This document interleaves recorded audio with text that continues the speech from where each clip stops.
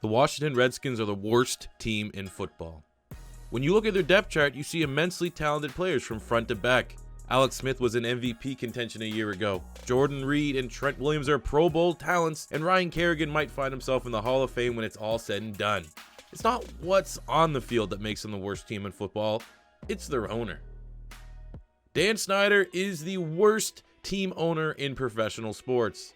From gouging his fans for every nickel and dime he possibly can, to a cheerleading scandal in which his grossly underpaid cheerleaders were essentially pimped out at a team-sponsor meeting, to a clearly outdated racist name that he will go to the end of the earth to defend for no other apparent reason besides he likes it, he owns it, and there's nothing anyone can do about it.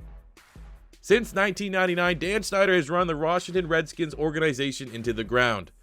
A team that has 5 league championships, 3 of those that are Super Bowls, as some of the greatest talents this league has ever seen, from John Riggins to Sammy Baugh to Sean Taylor and Darrell Green. And all everyone can remember right now about the Washington Redskins has been the awful mismanagement of the team in the Dan Snyder era. The minuscule 3 playoff appearances, the Albert Haynesworth contract, the RG3 trade, and now this. During the 2018-19 NFL season, 2 of the Redskins' star players suffered career-threatening, season-ending injuries.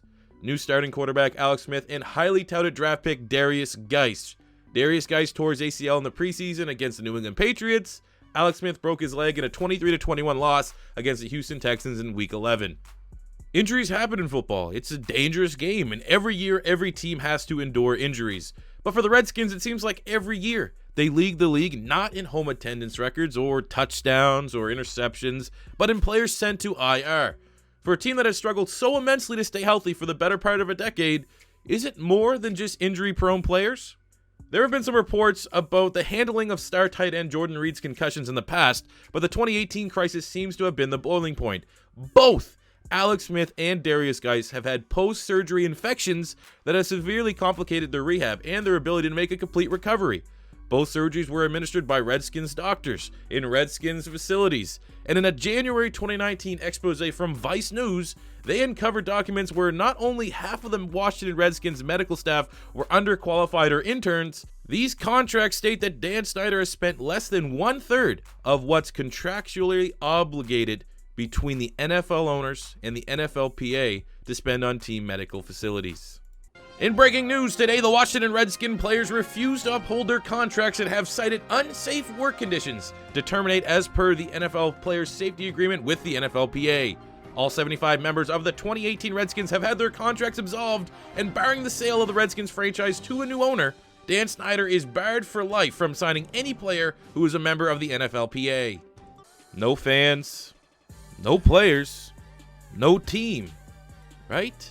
Ahead of the start of the 2019 season, many thought Dan Snyder was going to sell the Redskins to anyone, and the lead team that was coming in was an investment company headed by Clay Bennett, the owner of the Oklahoma City Thunder, and Jim Ross. Yes, that Jim Ross, to move the franchise to Oklahoma City, a city big enough and starving themselves of professional football. The rest of the league's owners have pushed and put pressure on Dan Snyder to sell, and while it looks like it's going to be inevitable, Dan Snyder is going to remain in control of the team for the 2019 season at least. With no players from the NFLPA allowed to sign with the Redskins, we leave you with this statement from Dan Snyder himself. This is all we got. In 1987, during the NFLPA strike, the great Washington Redskins were able to go on and win Super Bowl 22 with replacement players, SCABs as they were called. We didn't need the NFLPA then, and we don't need them now. We are going to scour the earth and find the best football players that might not have had the opportunity to play here in the NFL, and we are going to compete for a Super Bowl championship.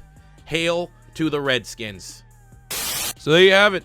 There is going to be Redskins football here in 2019. What is the makeup of this team going to look like? We don't know yet. We're pretty much looking for all reports. Some may be in the comments of this video. Some may be on Twitter. But, it's how this team is going to look, I have no idea, and I think that this is going to be maybe the most daunting task in National Football League history. At least in 1987, every other team was playing by the same rules. The NFLPA was not working with NFL owners, and every single team was filled up with replacement players. Right now, one team going against other teams that are maxed out salary cap wise, have Pro Bowl talent after all pro talent. This is going to be the most disastrous season in sports history. What we do know is Dan Snyder is going to release his defense and special teams roster this coming Friday.